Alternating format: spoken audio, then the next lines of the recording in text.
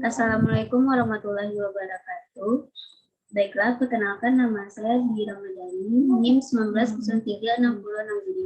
Baiklah, pada kesempatan ini saya akan menjelaskan tentang penyakit genetik oleh metabolisme karbohidrat, yaitu glycogen storage disease tipe 3 atau GSD3.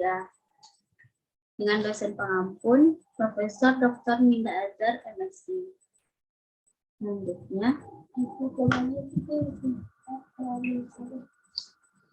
definisi dari glycogen storage disease tipe 3 atau GSD3.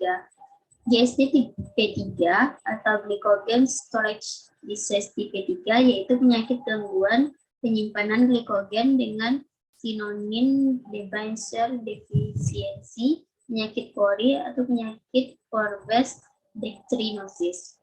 GSD3 adalah kelainan genetik dan diwariskan sebagai penyakit resesif autosomal.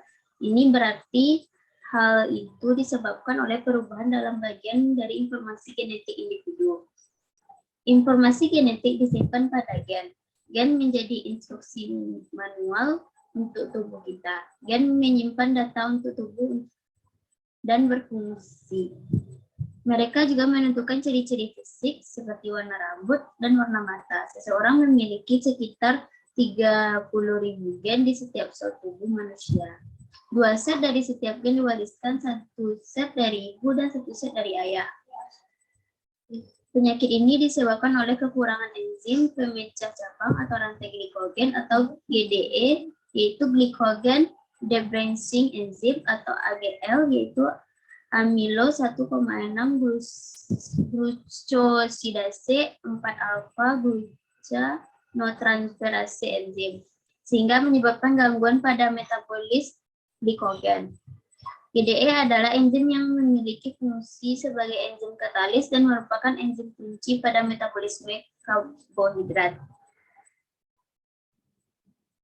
Selanjutnya yaitu penyebab penyakit genetik GSD3.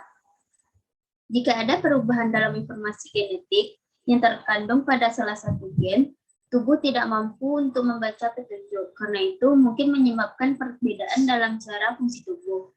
Yang bertanggung jawab untuk membuat enzim pemecah cabang atau GDE disebut amilo 1,6 glucosidase 4-alfa glucanotransferase gen atau AGL gen. Jika salah satu salinan gen AGL diubah namun salinan kedua tidak, maka tubuh mengikuti petunjuk pada salinan kedua untuk menghasilkan enzim pemecah cabang dalam jumlah yang cukup. Ini seperti memiliki instruksi manual kedua untuk mempergunakan. Ketika kedua salinan gen AGL individu berubah, tubuh tidak mampu untuk membaca petunjuk tentang cara untuk membuat jumlah dan tempat dari enzim pemecah cabang. Akibatnya individu menderita penyakit GSD3. Individu dengan GSD3 memiliki enzim yang cacat atau kurangnya jumlah enzim ini. Akibatnya glikogen tidak dipecah lengkap dan terakumulasi di hati dan atau jaringan otot. Akumulasi glikogen abnormal dalam jaringan hati menyebabkan hati membesar dan tidak berfungsi dengan baik. Selanjutnya, jenis GSD3. Itu ada GSDA sama GSDB. Kalau GSD3A, pasien yang memiliki kekurangan enzim di dalam hati dan otot termasuk otot jantung menderita penyakit yang dikenal sebagai jenis GSD3A. Sedangkan GSD3B itu memiliki enzim pemecah cabang yang memiliki kekurangan hanya di hati. Peningkatan kandungan glikogen di dalam hati dan sel otot sebuah diagnosis pasti untuk menentukan tipe 3A dan 3B. Memerlukan biopsi hati baik atau pengujian berbasis genetik DNA. Biopsi hati menunjukkan perubahan inflamasi atau sel hati bengkak dengan meningkatnya besar normal berstruktur kandungan glikogen dan kekurangan dari enzim Debenhams atau GDE. Pada GSD3A, biopsi otot dan hati menunjukkan suatu akumulasi yang abnormal terstruktur glikogen dan defisiensi enzim Debenhams. Namun, jika hanya hati diperiksa, jenis GSD tidak dapat ditentukan. Jika tes genetik dilakukan, penderita tersebut memiliki perubahan gen pada lokasi yang terkait dengan GSD3B. Klinisi menggunakan informasi mutasi dan informasi klinis untuk menentukan GSD tipe 3. Selanjutnya, epidemiologi. Memahami proses penyakit ini perlu dipahami mengenai proses sintesa glikogen. Proses sintesa glikogen merupakan bentuk teraktivasi dari glukosa diperlukan untuk penambahan dari residu glukosil pada rantai polisakarida utama. Bentuk teraktivasi adalah uridyl difosfat glukosa atau UDP glukosa. Merupakan suatu molekul yang mengandung glukosa terverifikasi pada suatu gugus fosfat dari derivat difosfatidil uridin. Sintesa dari UDP glukosa dikatalis melalui glukosa 1-fosfat uridyl transferase berlangsung seperti berikut. Alfa D-glukosa 1-fosfat ditambah UTP menghasilkan UDP D-glukosa ditambah PPI.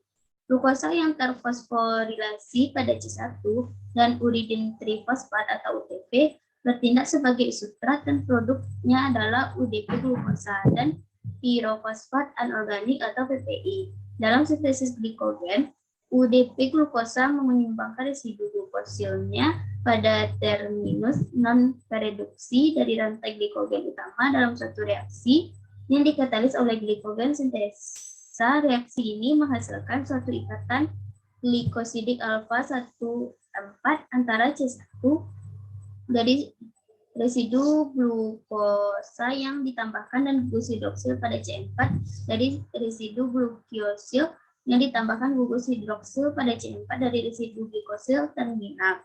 Suatu rantai poliglukosa alfa 1,4 dari sekurangnya 4 residu diperlukan oleh enzim itu sebagai suatu primer untuk reaksi. Karena sintesa glikogen hanya mengkatalis pembentukan dari ikatan glikosidik alfa 1,4, maka titik cabang dari glikogen melipatkan ikatan alfa 1,6 yang dihasilkan oleh enzim lain disebut enzim primer cabang glukan 1,4 alfa.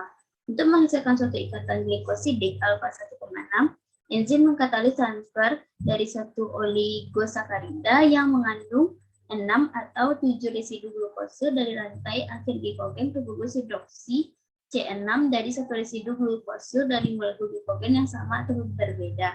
Reaksi ini menciptakan suatu titik cabang maupun suatu terminus baru untuk penambah residu glukosil. Pengobatannya yaitu, saat ini tidak ada pengobatan yang efektif untuk penyakit GSD3. Ini hiploglikemia atau gula darah rendah dapat dikontrol dengan seiring makan tinggi karbohidrat. Para peneliti telah membuktikan penyimpanan glikogen mengarah ke sirosis hati yang dapat berkembang menjadi gagal hati. Pasien dengan miopati atau kelemahan otot dapat dicoba diet tinggi protein. Orang dengan kekurangan enzim depressor dapat hidup baik hingga usia lanjut. Gangguan otot tampaknya menjadi masalah yang dengan bertambahnya usia pada orang-orang dengan tipe 3A. Kelemahan otot meskipun minimal waktu kecil mungkin menjadi lebih jelas pada orang dewasa dengan onset pada dekade ketiga atau keempat. Pasien ini memiliki kelemahan otot yang progresif tetapi berlangsung dengan sangat lambat yang terjadi juga pada penurunan otot distal. Dan beberapa penderita mungkin akhirnya memerlukan penggunaan kursi roda untuk mobilitas. Hati bisa sedikit membesar, namun fungsinya biasanya normal. Pada kasus yang jarang, otot jantung menebal dan dapat mengakibatkan gagal jantung dan gangguan irama jantung yang sangat mengganggu aktivitas penderita penyakit ini. Baiklah, sekian dari saya. Apabila ada kurang, saya mohon maaf. Assalamualaikum warahmatullahi wabarakatuh.